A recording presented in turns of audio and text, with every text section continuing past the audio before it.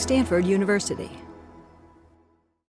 So hello everyone, welcome to CS 193P lecture 19. Today we're going to be talking about OpenGL ES on the iPhone.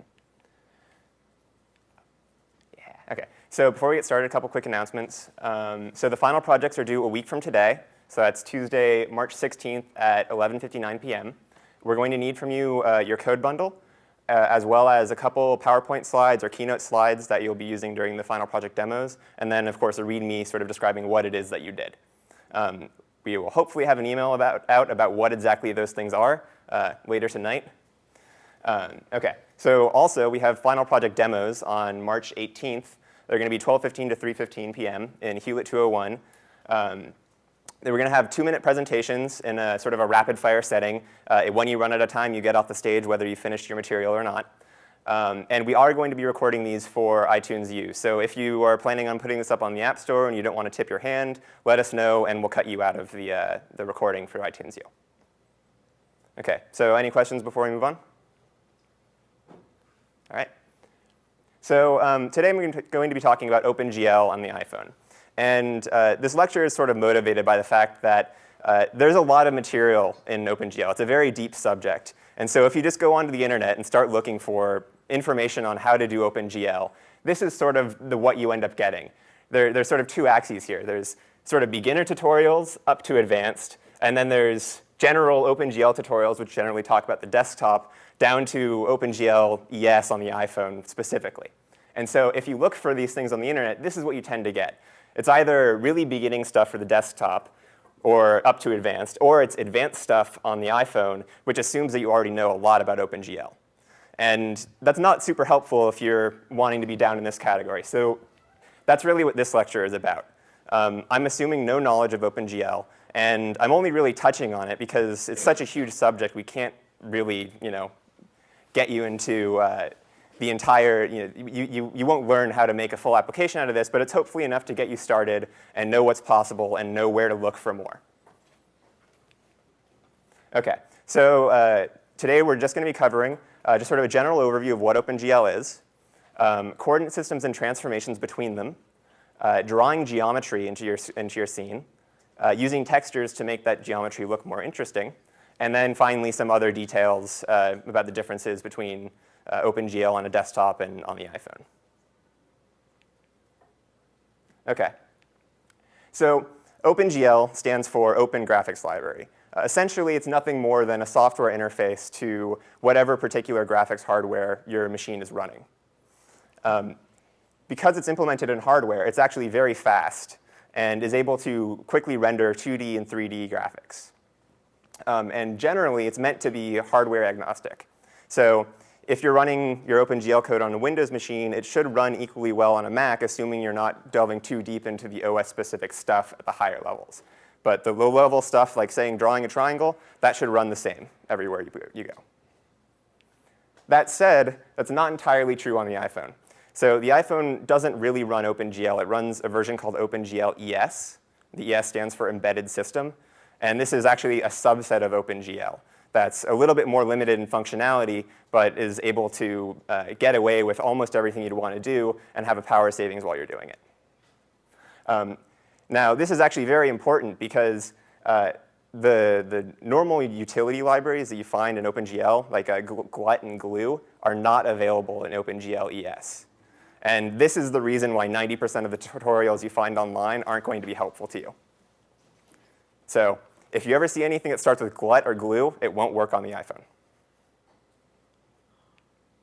Okay, so OpenGL is a C API to what is essentially a state machine. So how many of you guys have taken EE classes and learned about state machines?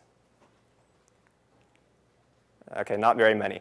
So basically what a state machine is it's an abstraction for describing how a machine should work. There's a bunch of states that it can be in. Usually you represent them as sort of little bubbles. And then you have transitions between states.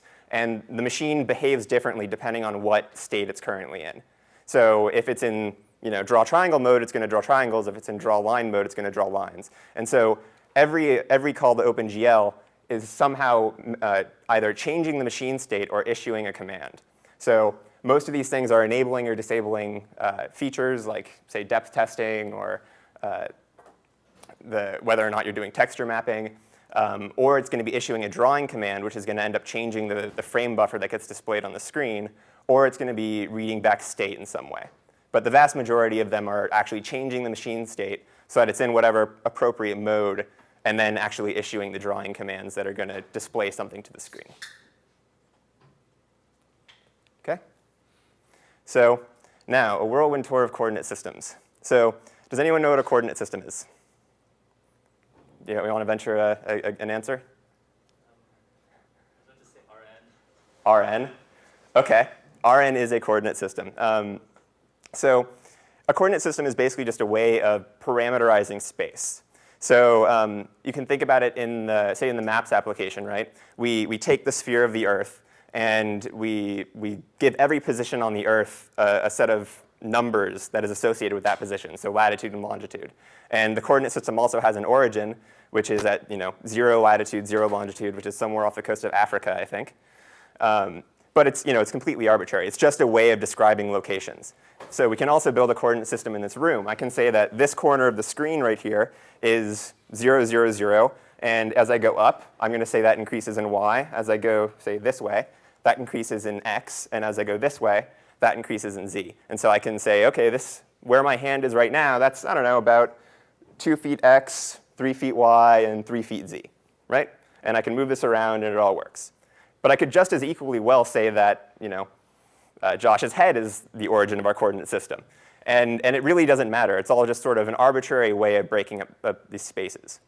The reason why this is important is because graphics hardware is very good at transforming between these coordinate systems. The whole point is that you're taking these vertices that you're defining in some space and finally converting them into window coordinates, so you'd be able to actually draw something on the screen. So accordingly, OpenGL has a ton of coordinate systems. And there's sort of this onion of coordinate systems where you have one set of coordinates, which is a transformation of another, which is a transformation of another, which is a transformation of another. And the whole point is when you're coding in OpenGL, you're setting up these transformations from one set of coordinates to another. So let's start digging into this onion. So on the outermost layer, we've got window coordinates. So you should already be familiar with these. These are essentially the device space pixel coordinates. So when you get touch events in your iPhone, these are in window coordinates. So the top left corner is 0, 0. And as you move down to the right, you go up to the full resolution of the screen, which is the 320 by 240, right? OK. So OpenGL doesn't really care about this, though. It's more concerned with what it calls normalized device coordinates. So as far as it's concerned, the screen is a unit square centered with the origin in the middle, and it ranges from -1, up to 1, 1.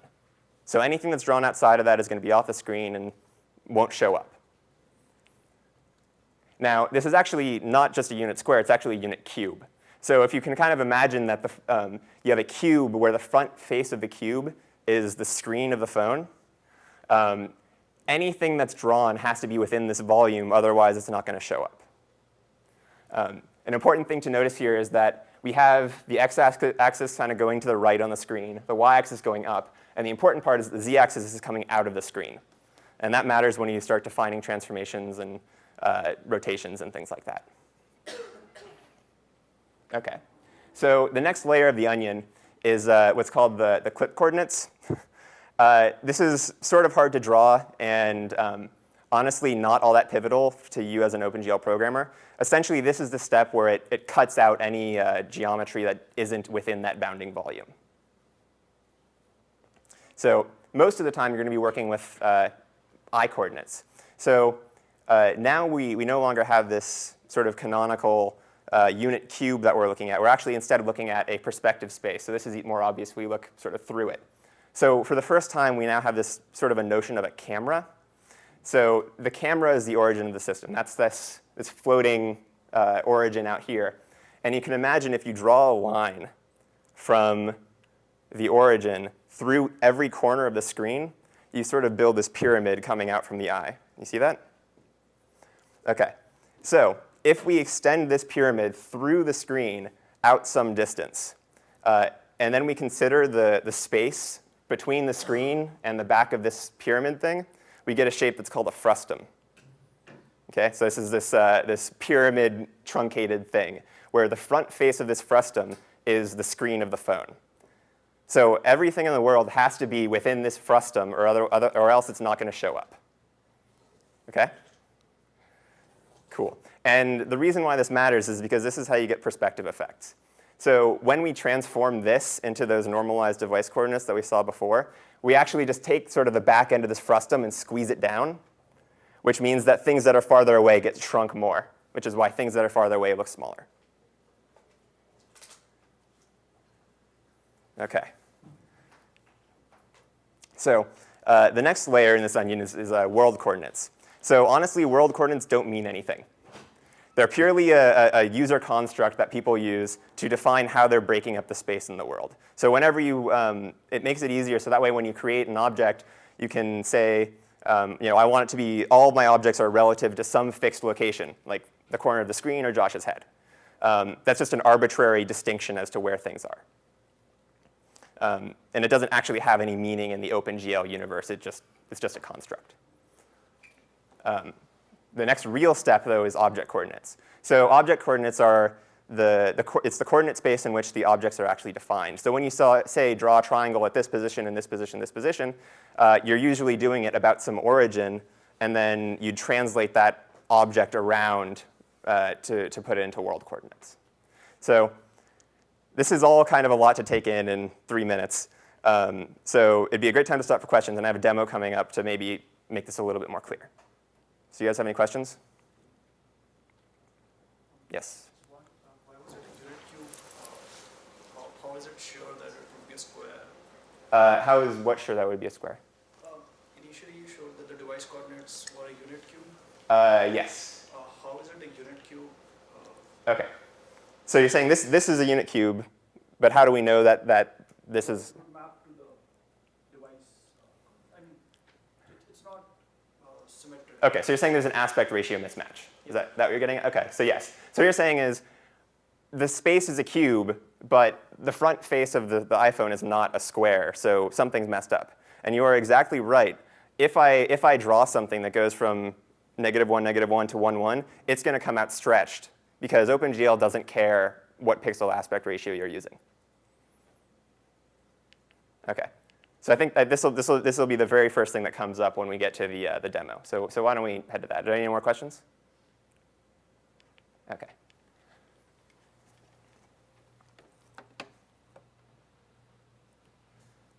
Okay. So what I have here is a very slightly modified version of the OpenGL ES template project that you create with Xcode. Almost all of the code that I'm going to be showing you is in the ES1 renderer.m, and almost all of the action is taking place in the render method. So this is the thing that gets called every 30th of a second or so, depends on how the timer is set up, to actually draw the screen. So the part that we care about is here, which is where we're actually setting up the transformations to go between those different coordinate systems. So what I have here is sort of the most basic set of transformations you can use. We're not changing anything from object coordinates all the way up to normalized device coordinates. So if you run this, we end up getting exactly what you said. We have a unit square that's actually ended up being stretched to fill the whole screen. So it's no longer preserving the aspect ratio that we had before. So unfortunately, I can't actually show you what happens if we try to have an empty transformation from the normalized device coordinates to the window coordinates. So this GL viewport command is the thing that actually sets up that transformation. So you go from the unit square to whatever pixel coordinates you actually happen to be using. So if I comment this out, we're going to end up just getting a gray screen, which is less helpful. But we can mess with it a little bit. So suppose rather than having it fill up the entire screen, I want to have it only go halfway up. Now it only fills half the screen, and it squashed it down to fit the aspect ratio of the viewport that I gave it. So OpenGL doesn't really care about the size of your pixels. It just basically scales everything to fit into whatever space you tell it to fit it in. Okay. So usually you're not going to be messing with viewport. If you would, you might want to have, say, 2 separate views of the same scene so you can change the viewport within a single OpenGL context. It's probably not that important for anything that you're going to be doing. So that's how we go from device coordinates to window coordinates.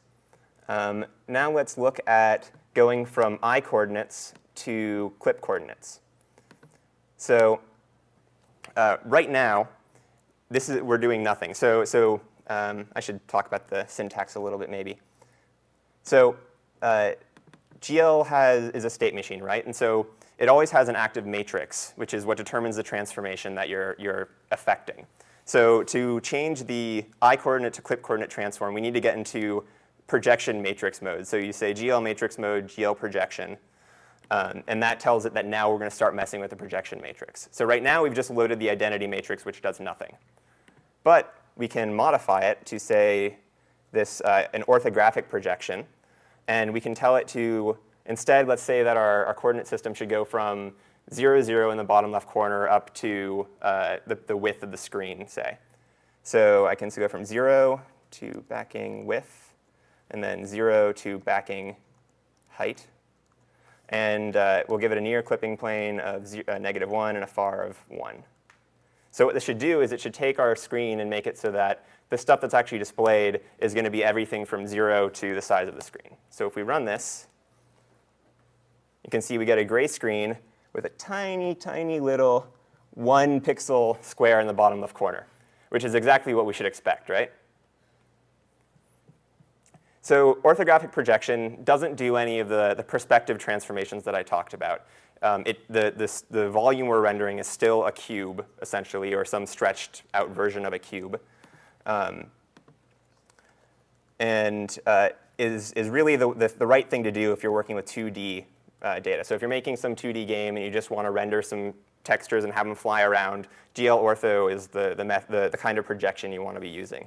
So what I've just done here is I've changed it so that instead we're going to go from -2 up to 2, 2. And that's going to give us basically the effect of shrinking down our cube or making our space a little bit bigger. So now we see that we just have the same unit square, but it's just occupying a smaller region in the center of the screen. OK? All right. So if you want to make things 3D, generally, you have to do that by, you need to tell OpenGL what kind of a frustum you want to use. So remember, frustum is the name of that truncated pyramid shape. So there's this GL frustum command, and it has sort of similar arguments. You tell it where you want the left wall of your frustum and the right wall of your frustum and the bottom and the top, and you tell it how far out you want it to go from you. So let's give it, say, -1, 1, -1, 1 from, and we need to give it a near clipping plane and a far clipping plane. So the near clipping plane says how far away, how far in front of the screen is the eye. And it determines essentially sort of the field of view of your camera. So the closer you are to your near clipping plane, the wider angle your shot's going to be.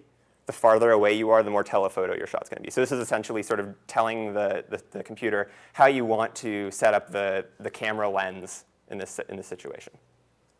So let's go with, say, 5 to 10, why not? OK, so now let's render this and see what happens. A gray screen. Does anyone have an idea why we have a gray screen? OK, so remember how I said we have these clipping planes, right? So our unit square is being rendered at a z position of 0. And right now, everything that's closer than 5 units away from the camera is being clipped away and not drawn. So that means that in order to actually see this thing, we need to translate it back a little bit so it'll actually be within the viewing frustum of the camera.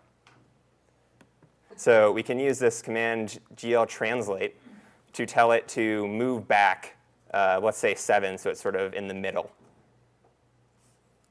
And so now it'll move that unit square back so that it's actually within view. So right now, there isn't really anything that tells you that this is perspective as opposed to orthographic, because nothing has changed. So in order to actually make that obvious, let's throw in a rotation So GL rotate. And the way that this works is you give it an angle you want to rotate about. So this is in degrees. So let's say, I don't know, 30 degrees. And you need to give it an axis about which it should rotate. And this is basically a unit vector in some direction. So to demonstrate this, why don't we just rotate it about the y-axis? So if you imagine I stuck a spear in the ground and point my thumb in the direction of the tip of the spear, and I wrap my hand around it, that's the direction of the rotation. So if I do 0, 1, 0 here, we should get it so that the unit square will be shifted a little bit. So the part that's farther away will get smaller. The part that's closer will get taller.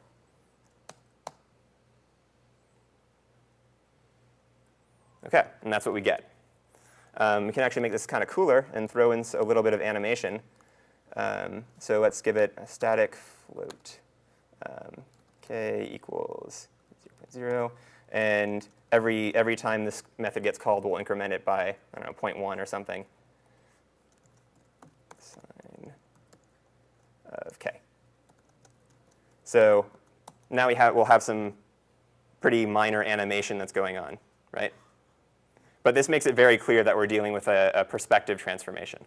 If we were to do this instead with an orthographic transformation, you'd get a much different effect. Besides the fact that the clipping plane is wrong.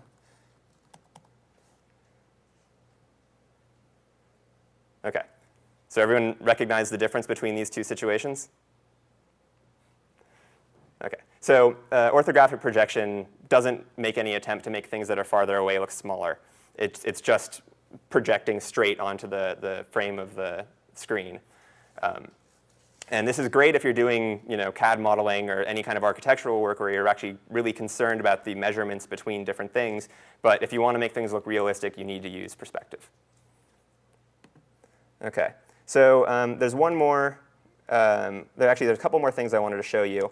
The first is that we have another basic transformation we can do, which is scaling. So we can just go ahead and say make the whole thing twice as big as it used to be. And this should make it bigger. And it does that. Let's put it back on perspective so that it's a little more interesting here. OK. So it's a lot bigger than it used to be. Now, one thing that's important to note here is that the order of operations matters. So the transformations are applied sort of in backwards order. When you say GL frustum, or when you say GL translate, that's going to translate after the scale, which happens after the rotation. So if we say, put in another translate, say we want to move it to the right one and up one, we should expect it to move the whole thing over to the right and up one, right? And it does that. Now suppose we swap the order of operations. What do you think we're going to get? Well, let's find out. So now it's moved over into the right, but it's doing the rotation about the origin. So instead of it sort of waggling over here about the center of the square, instead it's waggling over here about the edge of the square. And that's an important thing and is really easy to mess up when you're doing your own OpenGL coding. So be aware of the order of operations. It does matter. OK, so I think that's all I have for transformations. Are there any questions? OK. So that's kind of a lot to take in. So in the slides, I provided a transformations cheat sheet. These are all of the really commonly used transformation OpenGL calls that you'll be using. OK. So drawing geometry. So what I just showed you was pretty simple. It was just a rect with a texture on it. We'll talk about texturing in a minute. So let's talk about doing some more interesting geometry. So I can wander off over here for a moment. OK. So OpenGL draws, or OpenGL ES, is only capable of drawing triangles, lines, and points. OpenGL, the desktop version, can also do quads and other polygons. But really, deep down, they're all triangles anyway, so who cares? as I said earlier, the whole point is that we're leveraging this really great graphics hardware that's good at doing transformations from one coordinate system into another. So the basic idea is we define these object space vertices, send them off to the GPU, have it figure out what window coordinates those should be in, they correspond to, and then go through a process called rasterization, which takes that mathematical description of a 2D triangle and turns it into pixels that should be turned on. So the way that you do this is you give OpenGL a list of vertices, and it goes ahead and runs those vertices through the current transformation that you've defined. Along with these vertices, you can also throw in colors associated with each of them that will determine the color of pixel that gets rendered when it finally does the rasterization step. So in OpenGL, typically you'll define colors using RGBA, so that's red, green, blue, and then an alpha channel. And alpha almost always means the opacity of that particular color. So you can have things be transparent if you set it up in the proper modes to do that. The nice thing about this is that means that you don't need to worry about coloring every pixel individually. OpenGL will automatically interpolate the colors between the vertices. OK. So this is where things get a little more interesting. So you pass vertices to OpenGL and say, draw me something. It needs to know what those vertices mean. So if I hand you a bunch of points, you don't know if I want to draw just a bunch of points, or if they're triangles, or if they're lines, or whatever. So you actually need to tell it. And even if you say these are triangles, you need to tell it what kinds of triangles. So there are several different drawing modes that you can use, 3 of which are probably the most important to you guys. So the first and simplest is GL triangles. So you give it an array of triangles, or an array of vertices, sorry. We'll say these 6 vertices. And it interprets them as being sets of 3. Each set of 3 vertices defines a triangle. So 0, 1, 2 defines triangle 0. 3, 4, 5 defines triangle 1. So you might notice that I drew triangle 1 with a dotted outline. Does anyone have a theory as to why I did that? You wouldn't know unless you've done OpenGL before. Go ahead. It's facing the opposite direction. Yes, it's facing the opposite direction. So the order of the vertices matter. If I draw 0, 1, 2, you can see that I'm sort of drawing a counterclockwise shape. But for 3, 4, 5, it's clockwise. So this determines the facing of the triangle. So there's this right-hand rule. So if you sort of wrap your hand around in the direction of the vertice ordering, so with your right hand, if your thumb's pointing out, then it's a front-facing triangle. If your thumb's pointing in, then it's a back-facing triangle. So this is another easy thing to screw up. OK. So another common one is GL triangle fan. So what this does is it lets you basically set up something like, say, a table or a cylinder, or any time when you have a whole bunch of triangles that all share one common vertex. And it lets you sort of, well, define a fan, more or less. The reason why this is a good choice over, say, using GL triangles is because it allows the graphics hardware to reuse the transformations of vertices. So vertex 0 is used by every single triangle. And if I'm able to save having to transform vertex 0 30 times, that's going to give me a big speed up in terms of the way that my hardware performs. Similarly, we're also saving time because vertex 2 is shared between these 2 triangles and 3 between these 2 triangles. So we're able to save a lot of time by catching the results of one triangle for the next. And along that same vein, we also can do triangle strips, which are the same kind of idea, except for you always reuse the last 2 vertices. OK. So let's try to use a triangle strip to draw a tetrahedron. OK. So assume that I have vertices at these particular positions. So we'll call them tetra top, left, right, and front. And we have to start somewhere. So I'm just going to say we're going to put in our vertices in the order 0, 1, 2. And so notice that this is in a counterclockwise order, or sorry, a clockwise order. So that's a backwards-facing triangle. So this is the back of the tetrahedron. So we know that in a triangle strip, the next triangle is going to use the last 2 vertices. So where should we put the next, what should be the next thing in our vertex array? Bottom? Front, yes. Front's the name we're using. Yeah, so we're going to use front, well, first of all, because it's the only remaining triangle that hasn't been defined that we can use. Because if we chose top, we'd just be redefining the same triangle. And it also happens to work out. So now we're going to be defining the next triangle. So it's going to be 2, 3, and something else. We've already got 1, so we really only have one option. Or we already have right, so we only really have one option, which is going to be top, right? So we put it in top. And similarly, we only have one option left. 4 and 3 are top and front, so right is all that we have left. So this is extremely easy to mess up, requires a lot of scratch paper and head scratching. Don't worry about it if it's not immediately obvious.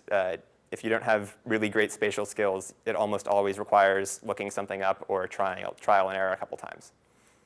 OK, so let's go to a demo on making this. Yes, question? So the first one, 0 got reused, but here in this one, 0 didn't get reused for every one of them. OK, so you said the first time 0 got reused, and this time we're not. So this is a triangle strip. It's not a triangle fan. So this is a different object. I don't remember what it was. So we're doing a triangle strip where you reuse the last 2 instead of reusing the first every time. OK. So let's see what this looks like in code. OK, how are we doing? Yeah, we're OK on time. Geometry. OK. So again, we're in the same place in our code. We're in the render method. And now we're going to find out how to actually draw shapes in OpenGL. So I've got my vertices pound defined here just to make it a little bit more clear. I got these positions on the interwebs. It knows everything. So these happen to be the positions for vertices on a tetrahedron. And I've created an array of GL floats called tetravertices, and it contains these vertices in the order that we just figured out. GL float is really just an alias for regular floats. At least it happens to be on the iPhone. This isn't necessarily true on other platforms. So to make your code as portable as possible, you should stick with using GL floats instead of floats. OK. So at the same time, we're also going to define the colors we want each of these vertices to be. So in this case, I'm going to be defining them as RGBA values, where each channel is an unsigned byte, so from 0 to 255, where 255 is maximum. And I'm going to be coloring the shapes, the vertices, so that the top is always going to be red, the right's going to be green, the left is going to be blue, and the front is going to be yellow. And the important part here is that we're consistent. The second time that the top comes up, it has to be red again, otherwise it's going to look weird. OK, so we defined a couple arrays, and now we need to tell OpenGL about them. So I showed you this before. We can do some simple animations if we just keep track of what time it is. So we need to tell OpenGL about these arrays. And the way we do that is with these GL something pointer methods. So GL vertex pointer will tell OpenGL that we have an array of vertices where each vertex is of size something. This is going to be size 3 because we're giving it 3-dimensional vertices. If you do 2, you can do 2D graphics a little bit more easily. But generally, it's going to be 3. And then you tell it what type of data they are. In this case, we're representing the vertices as floating point values. So you tell it GL float. Then you tell it stride size. This has to do more if you're using interleaved arrays. Don't worry about it. Just set it to 0. And then finally, you give it the pointer to the actual array. And so that registers with the state machine. When I ask for a vertex array, grab it from this memory location. And so now that we have that pointer set up, the next line is we actually tell OpenGL, yes, it's OK to use that vertex pointer. It's set to something reasonable. So when you start doing drawing, make sure you read from that pointer. And the color pointer is almost identical. We're, again, just telling it, here's a color pointer. I'm registering this with the OpenGL state machine. And it's going to have 4 elements per color because it's RGBA. If you do any other number on the iPhone, I'm pretty sure it won't work. At least I haven't seen it work. You can't do RGB colors. So they need to be RGBA. And unsigned byte is great just because It's compact and has just as much data as any other type. Again, stride size we're going to ignore, and then we finally give it the actual array. And we also register it in the same way. You say GL enable client state GL color array, and that tells it to actually use the color array that's there. So the last thing that we need to do here is we need to actually draw the array. So that's a simple, or draw the polyhedron. That's a simple call to this GL draw arrays method function. So what it does is it grabs all of the currently activated arrays. So we have the vertex pointer and the color pointer in this case. So we have two arrays that it's actually going to be reading from. And we tell it to draw a triangle strip. Let's see what the arguments here are. A triangle strip starting from the 0th element. And it has a total of 6 vertices that it needs to care about. OK? So let's see what this looks like. Is that going to run? Oh, simulator's still going.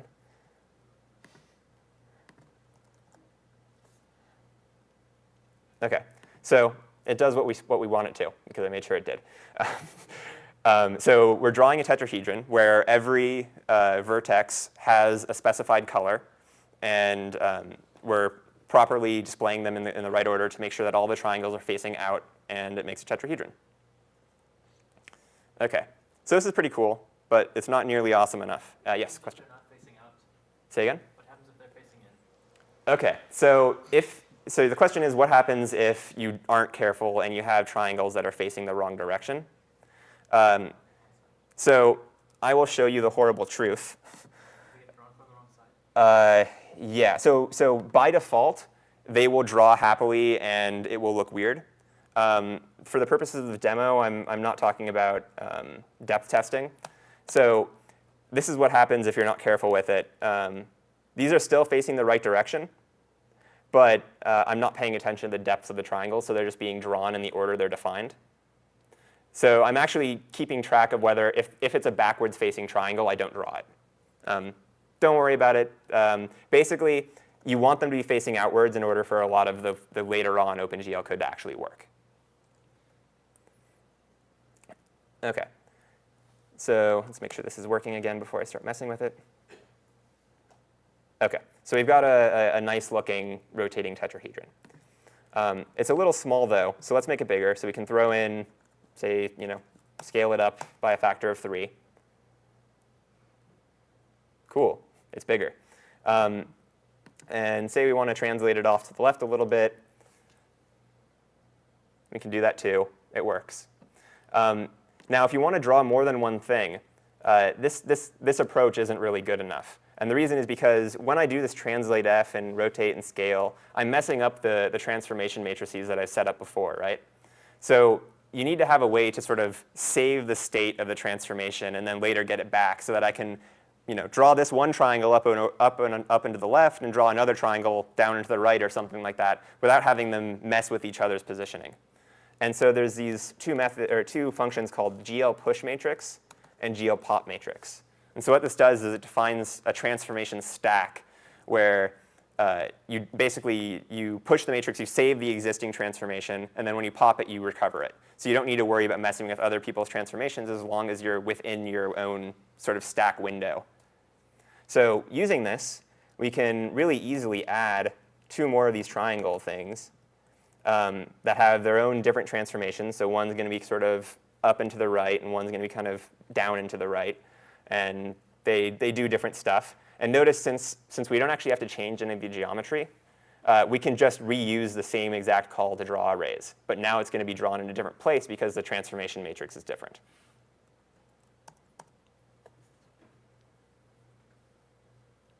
So now we get 3 of these things, and they're awesome and look cool. Does anyone disagree? OK.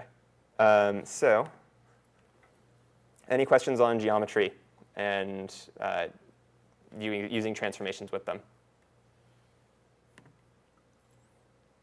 All right, cool. So again, I've provided a sort of a little geometry cheat sheet to cover all of the pertinent lines of code that produce that demo I just showed you. Yeah, I'll let you look at it offline. OK, so the last thing that I really wanted to talk about was using texture mapping. So those shapes were pretty cool, but they were kind of abstract and not very interesting to look at in terms of colorfulness. So it'd be nice if we could make things look a little more realistic, and this is where texture mapping comes in. And this is particularly important if you want to make something that's nice looking on the iPhone. So basically, the idea is that instead of coloring pixels based on the colors of the vertices on the corners of the triangles, we're going to instead color them according to some image that's been stored in memory. Generally, textures are always 2D. You can do 3D textures. I don't know if that's actually supported in OpenGL ES. But even on desktop machines, I rarely see 3D textures used. But the basic way that you work with it is instead of giving vertices colors, you give them texture coordinates that say where in this texture image they should start grabbing their color data. So if I draw a triangle and I want it to look like, say, the bottom half of this thing, I'm going to say one of the vertices should have texture coordinate 0, 0. One should have 0, 1, and one should have a 1, 1. And so this is parameterized in this UV space, where the U coordinate is sort of like the X coordinate of the image, and the V coordinate is the Y coordinate of the image, where the top left is the origin. And it goes to 1, 1. This is, again, regardless of whether or not the aspect ratio of the image is a perfect square. OK, so you might think that you can use these and say, great, I'm going to have one texture for every object in my game. The problem is that swapping textures is really expensive. So almost always what you'll do is you'll make what's called a texture atlas, where you have one big texture map with lots of little bits in it for different things. So you'll have your I don't know, hockey puck would be in some part of it, and the table will be some other big chunk of it. And they can all share the same texture file, and that way you don't have to worry about swapping in and out textures all the time. And that way, you have the texture coordinates mapped to small regions inside. So let's say we wanted to texture our tetrahedron with this texture. Well, all we really need to do is figure out the texture coordinates that correspond to each of the vertices. So this can be pretty easy. We'll say this point in the texture is going to be this corner, this point's this corner, that point's that corner. Great, everyone wins, right? The catch is, what about the top one? What should the texture coordinate of this vertex be?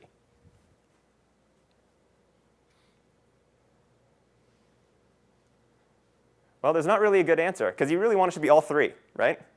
In order for this thing to work well, it needs to be this point for this triangle, so that's, I don't know, one of these faces, say, and this point for this triangle, and that point for that triangle, right? So it needs to have different UV coordinates depending on which triangle it's defining. And that's sort of annoying, because that means we can't really use the cool triangle strip trick that we used before. Now we have to actually draw these things as separate triangles every time.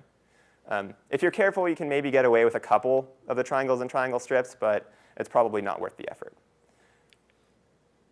So in the demo that I'm about to do, I've given these texture coordinates some particular names that'll make it easier to actually code this thing up. So there's going to be a one-to-one correspondence where the left vertex is going to have texture coordinate 2, the right vertex is going to have texture coordinate 3, and the top vertex is going to kind of have 3 texture coordinates, which is kind of weird, but there's nothing you can do about it. OK, so any questions before we head off to the demo? Cool. OK, so before we get into applying those texture coordinates, I want to tell you really quick how to set up a texture. This is normally a really big pain, but luckily we can get away with stealing Apple's demo code, and it makes everything much easier. So this piece of code you're looking at right here, this is in the initialization method for the ES1 renderer. This is, again, part of the basic template program that the OpenGL ES applications give you. And I've added this bit at the end here. So there's this class called PVR texture, which is part of the PVR texture demo sample code, I believe. I forgot the exact name. But it provides this really great interface where you just give it a path, and it gives you back a texture object that you can bind onto to do any drawing with it. So it's really straightforward. You build the path. I have a file called d4.pvrtc. I should probably tell you what this file thing is. Basically, it's a special image format that's really well optimized for doing OpenGL rendering. You can create them using this thing called texture tool with a command line argument that I provide in the cheat sheet. But they're easy to make. You just need to run one thing on the command line. So anyway, so I created this file, and I loaded in using the PVR texture loader class. And now I need to bind it to the OpenGL context. So the OpenGL state machine needs to know what texture it's going to be reading. And the way it does that is you just say GL bind texture, what kind of texture it is. It's a 2D texture. And then the name of the texture, which is basically just like an ID number. And this is what the PVR texture object gives us. OK? So these next 5 or so lines set up a whole bunch of parameters that treat the way that textures are interpreted. You need to do all of these, otherwise it won't render properly. For the most part, this will do what you want. What these parameters mean really quick. How does it deal with the minification filter? Is that right? Is how it handles textures that are smaller than they are as they're defined. So if you have a really big texture and it's showing in 10 pixels on the screen, how do you want to handle the interpolation? The easiest thing is linear, where it just sort of scales down the image linearly. You can also do, say, nearest neighbor or something like that instead. The magnification filter is the opposite. How does it treat textures that are being displayed on the screen bigger than they are in memory? So again, you can do things like linear or nearest neighbor. The anisotropy limit basically says it has something to do with the way that textures are rendered when they're on severe off-axis stuff. I would refer you to the OpenGL documentation on that one. And then finally, we have the wrapping procedures. So what this is saying is, if you define texture coordinates that are greater than 1, how does it treat that? So if you say clamp, it'll just sort of pretend that any coordinate greater than 1 is 1. You can also do things like, I forgot what it's called, but there's one where it repeats, like it just tiles the whole space with textures. I think those are the main ones that you'll ever use. But you can tell it how you want it to behave in both S and T. I guess I called them U and V before, but either one works. OK, so now we have a texture set up. Let's actually use it. So if you go back down to the render method here, I've redefined the way that we're declaring this tetrahedron. It's now I'm doing with 4 triangles instead of 1 triangle strip. I'm sorry that I have to sort of make all of these things, pre-baked demos and not typing live code, but doing this in OpenGL is really hard and super easy to mess up. So actually typing in these numbers or even these macros would still probably go horribly wrong. So forgive me for that. But trust me, if you set these up and sit down on a piece of paper, it'll make sense and it'll come out this way. So the next thing that I do is I set up the texture coordinate array. And so this is pretty much exactly the same way that we handled this for the color array. We just have, for every vertex up here, we have a corresponding texture coordinate down here that matches those mappings that I talked about before. So the 1 texture coordinate always corresponds to top. The 2 or the 3 coordinate always corresponds to right. The 2 coordinate always corresponds to left. And you just have to make sure they all line up and work well. This is another place where it's easy to mess things up. But assuming you did it right, then you can go on and actually let OpenGL know that you would like to render this thing. So you do it in pretty much the same way that we did with colors and vertices. You give it a texture coordinate pointer, and it is of dimension 2, which makes sense. If you're using 3D textures, it would be 3, and you'd give it 3 coordinates per vertex. There are going to be floats. We're not going to worry about stride, and we're giving it the texture coordinate array. And then finally, after that, we tell OpenGL, yes, we would like to use textures. Go ahead. And that's the GL enable 2D textures. Then after that, the drawing is exactly the same as it was before, except for now we're doing triangles mode, but it's basically the same. And when we run it, we now get this.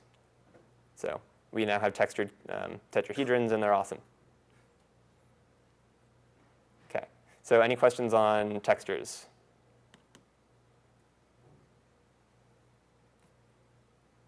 OK.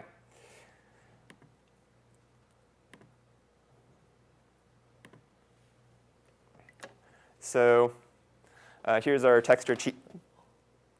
Everything's cool. All right. So now here's our texture cheat sheet. This one is, I would say, significantly more complicated to actually get set up and running.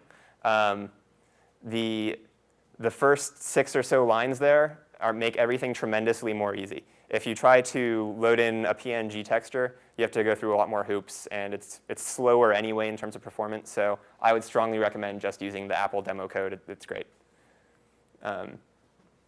OK. So starting to wrap up here, I guess. A couple other details. So the first one is OpenGL ES1 versus ES2.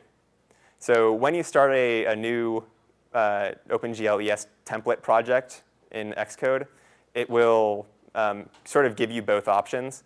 I would strongly recommend against using OpenGL ES2 if this lecture was at all helpful to you. And the reason why is that OpenGL ES2 has a drastically different architecture. It's based on writing shading language stuff. So you have to write these OpenGL shaders that allow you to customize the way that the rendering pipeline works. And this is great if you want to do something wacky and weird that isn't drawing triangles on a screen. But if you want to draw triangles on a screen, figuring out how to do it is a lot harder. So if you just want to do normal, I'm making a game and want to show cool geometry, use OpenGL ES1. It's also important because OpenGL ES2 isn't available on older iPhones and older iPods. So if you want to be portable on all those devices, make sure you use ES1. OK. So the last thing here is if you want to know more, I mean, this lecture is really just the surface. There's so much more you need to know if you really want to get into this stuff. Places I'd suggest looking.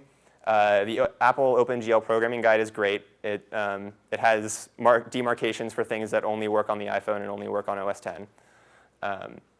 The OpenGL Redbook is great. Makes heavy use of the glut and glue libraries for desktop stuff. So that might not be quite as applicable to iPhone programming, but is still a great resource for sort of foundational knowledge of how OpenGL works. The internet's great once you know what you're doing. And here at Stanford, we have 2 sort of introductory graphics classes, CS 148 and 248. And those will give you a good foundation in a lot of the math that goes behind all of these OpenGL calls. So once you've done that, everything becomes gloriously clear. So in particular, when you're looking at these things, topics of interest sort of in order of when you're going to want to use them. Frame buffers, really quick, those are the things that sets up memory for where you're actually going to be drawing these pixels at the end. Depth testing, I sort of touched on that earlier. If you have anything in front of anything else, you probably care about that, because otherwise it's just going to draw whatever's newest on top. Backface culling is mostly a optimization trick so that you don't have to draw anything that's being covered up by other stuff. Animation, not really part of OpenGL, really. It's more something that you wrap around it. So we sort of touched on that with the static T value that increases every time it renders, but that's sort of a cheap hack. There are probably better ways of doing it, and I'd suggest asking the internet how. Transparency and blending is cool. I'm pretty sure that if you wanted to use UIKit elements with OpenGL, things get hairy. Is that right, Josh? You can put a UI view of the OpenGL. OK, so Josh says it's not too bad to put a UIKit view on top of. Things down because we can't take the fast path that goes directly to the screen. It'll basically render to an off screen and then compile. I see. So what he's saying is that when you do other UIKit stuff, it ends up having to render to an off-screen buffer and then composite them, which slows things down a lot. So be careful if you're going to be trying to mix and match between the two things. And lighting and shading is also cool. I don't know how realistic it is on a mobile device like the iPhone, but if you're doing desktop applications, lighting and shading is great too. So I think that's all I got. Any questions?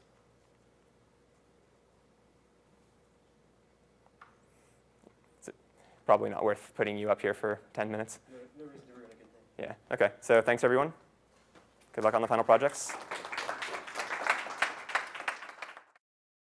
For more, please visit us at stanford.edu.